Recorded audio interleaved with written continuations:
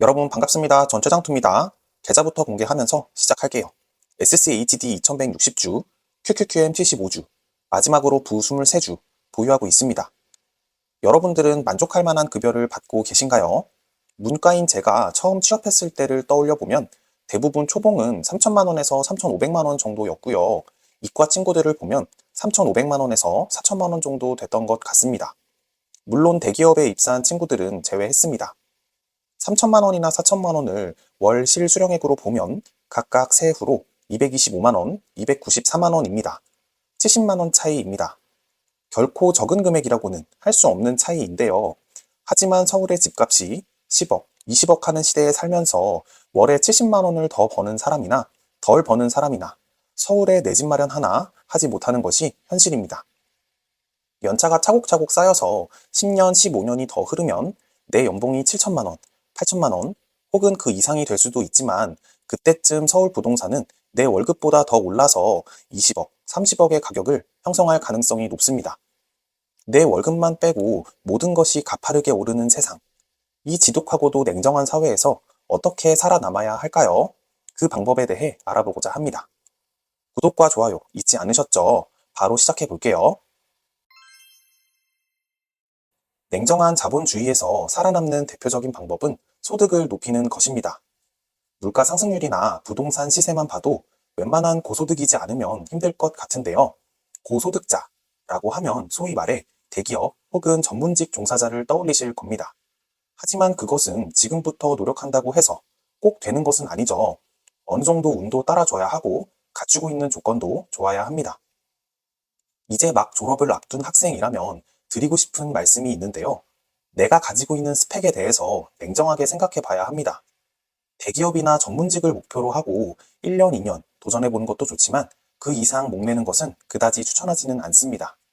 시간을 더 투자해서 원하는 직장에 입사하지 못한다면 내 능력을 왜 못 알아줄까? 라는 생각보다는 남들이 평가하는 나의 능력과 스펙을 냉정하게 살펴봐야 합니다. 내가 가진 능력을 토대로 적당한 연봉에, 적당한 직장에 일단 들어가는 것이 중요합니다. 높은 임금이나 실물 자산, 금융 자산 모두 중요하지만 무엇보다 가장 중요한 것은 시간이라는 자산입니다.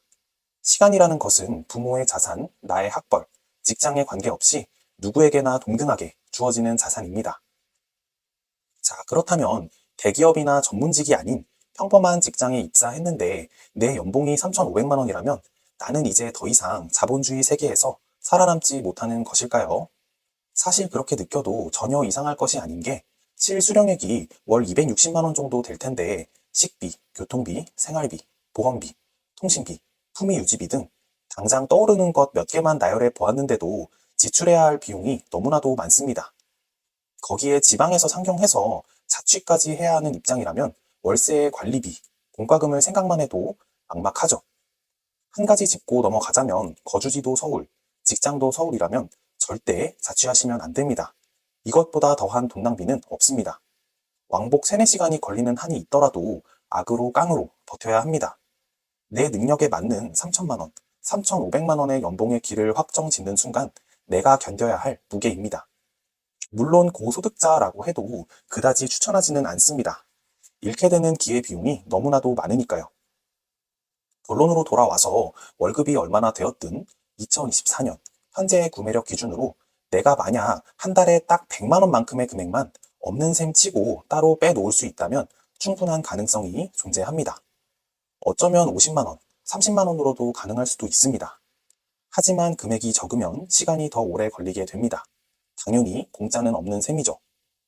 같은 연봉 3천만 원이라도 사람마다 필수로 지출해야 하는 상황이 모두 다르기 때문에 이 부분에 대해서는 말씀드리기 조심스럽습니다. 다만 줄여야 하는 지출 정도는 본인이 잘 알고 있어야 하는 것이 당연한 겁니다. 아무튼 상황이 어찌 되었든 한 달에 100만 원을 없는 셈 치고 빼놓을 수 있다면 가능성은 충분합니다. 한 달에 50만 원, 30만 원이라면 시간이 2배, 3배로 오래 걸릴 뿐입니다. 물론 이 금액에서 비교적 가까운 미래에 지출되어야 할 목적을 가지고 모아가는 적금은 제외합니다.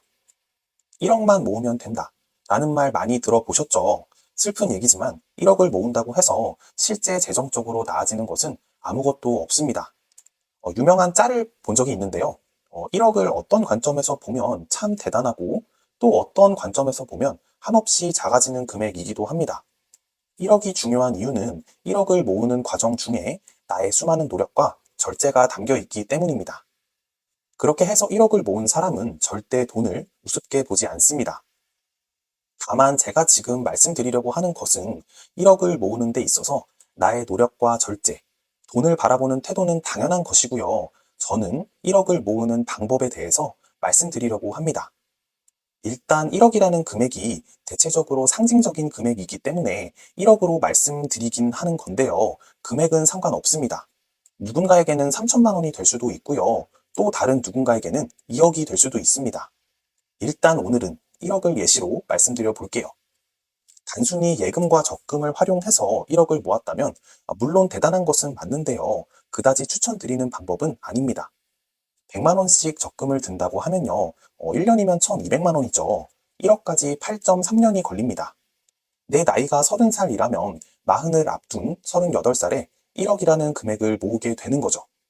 물론 예적금 이율을 활용해서 8.3년이라는 시간보다는 조금 더 줄일 수 있을 것입니다.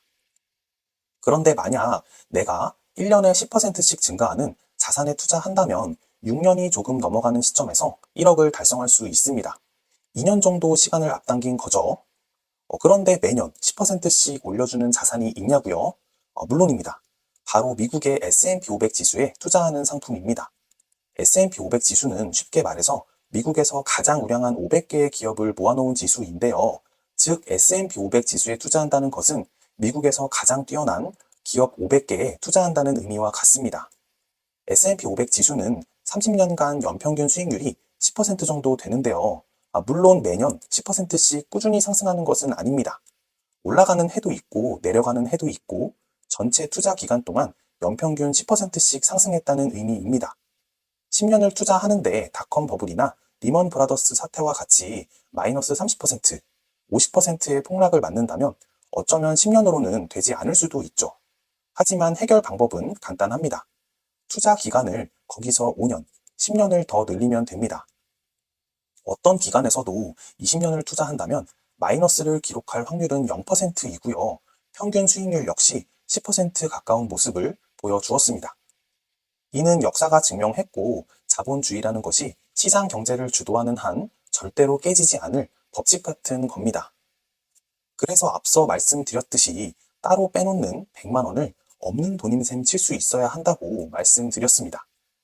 마찬가지로 몇 년 안에 사용해야 할 목적을 가지고 모아가는 적금도 제외한 것이 같은 이유입니다. 예적금과 투자 자산은 명확한 구분이 필요한데요. 자산을 증식시키기 위해서는 예금이나 적금 상품에 가입하는 것은 적합하지 않습니다. 예금이나 적금은 비상금 혹은 목돈 사용을 위한 자금 정도로 생각하시면 될 것 같고요. 자산을 증식시키는 용도와는 거리가 멉니다. 그런데 만약 방금 말씀드린 대로 엄청난 경제 위기가 찾아와서 주가가 반토막이 나는 경험을 겪게 된다면 8년이 걸려서 1억을 모을 수 있는 적금보다 훨씬 더 오래 걸릴 수도 있는 건데요. 그럼에도 불구하고 저는 투자를 통한 1억 모으기를 추천드립니다. 우선 결과만 놓고 보았을 때 장기적으로 수익률이 좋은 것은 100%, 1000% 당연한 것이고요. 제가 1억이라는 금액은 상징적인 금액일 뿐, 꼭 1억이라는 것에 의미가 없다고 말씀드렸잖아요. 어떤 금액을 목표로 세우든 제가 더 중요하게 생각하는 것은 실제 투자된 나의 소중한 돈을 바탕으로 경제와 금융에 대한 이해, 자산이 갖는 가치, 장기 투자에 대한 확신, 이것을 얻는 것이 더 값진 것입니다. 이것이 없다면 10억, 100억이라는 돈이 있어도 거기서 자산을 더 늘리지는 못합니다. 그렇지 않나요? 예적금 열심히 하면서 1억 원을 모은 사람이 한 번에 그 금액을 전부 투자한다고 생각해 보면요. 먹을 거 안 먹고 입을 거 안 입고 사고 싶은 거 꾹꾹 참아가면서 어떻게 해서 모은 1억인데 그날 마이너스 3%의 하락이 있었다고 생각해 보세요. 하루에 300만 원. 내 월급만큼의 금액이 자산에서 사라진 건데 투자 경험이 전무한 경우 잠도 안 올 겁니다. 그렇게 되면 장기 투자 시 제일 안 좋은 습관인 사고 파는 것을 반복하게 될 확률이 높고 이는 결국 원금을 크게 잃게 되는 결과로 이어지게 될 겁니다. 하지만 하루에 마이너스 5%도 경험해 보고 한 달에 20%의 평가 손실도 또 30%의 평가 수익도 경험해 보면서 1억을 모은 사람은 당연히 다릅니다. 웬만한 상승과 하락에도 끄떡 없고요. 시간이 조금 더 지나면 2억, 3억의 투자금도 감당할 수 있는 멘탈을 가지게 될 겁니다. 그 과정에서 자본주의에 대한 구조를 관심 있게 공부하게 될 것이고요. 그렇다 보면 인플레이션도 고려해서 투자하는 금액을 더 적극적으로 늘리는 방안도 찾아보게 될 겁니다. 그리고 궁극적으로 가치가 계속해서 떨어지는 원화를 자산으로 계속 바꾸어 나가는 것이 장기적으로 얼마나 큰 차이를 만들어내는지 깨닫게 될 겁니다.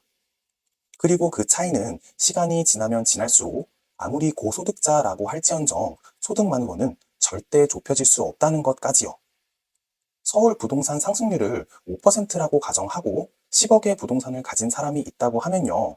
이 사람의 자산 가치는 매년 5%씩 증가하게 될 겁니다. 10억의 5%, 5천만 원이죠.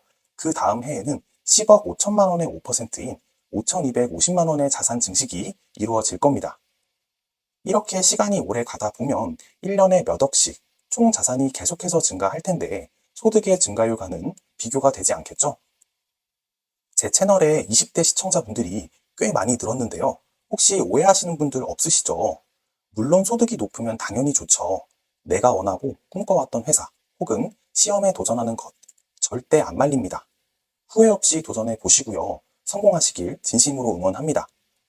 다만 그 시간이 조금 길어진다면 내가 가진 능력에 비해서 내가 너무 많은 것을 바라면서 시간을 낭비하고 있지는 않은가 냉정하게 스스로 한번 생각해 보시고요. 지금 주어진 환경 속에서도 가치가 오르는 자산에 오랫동안 꾸준히 투자한다면 충분히 경제적 자유를 이룰 수 있다는 것을 말씀드리고 싶었습니다. 제가 말씀드리고자 하는 것이 어떤 것인지 잘 아실 거라고 믿고 있습니다. 안 그래도 오늘 말씀드린 것에 대한 것을 제가 영상을 통해서 직접 보여드리고 있거든요. 실제 제가 투자하고 있는 내용은 제 채널에 다른 영상을 시청해 주시면 확인이 가능합니다. 그럼 오늘 영상은 여기서 마무리하겠습니다. 이 영상이 도움되셨다면 좋아요 부탁드리고요. 저와 함께 장기 투자를 진행하실 분들이라면 구독 부탁드리겠습니다. 구독과 좋아요 항상 감사드립니다. 그럼 저는 다음 영상에서 뵙겠습니다. 감사합니다. 전 최상투였습니다.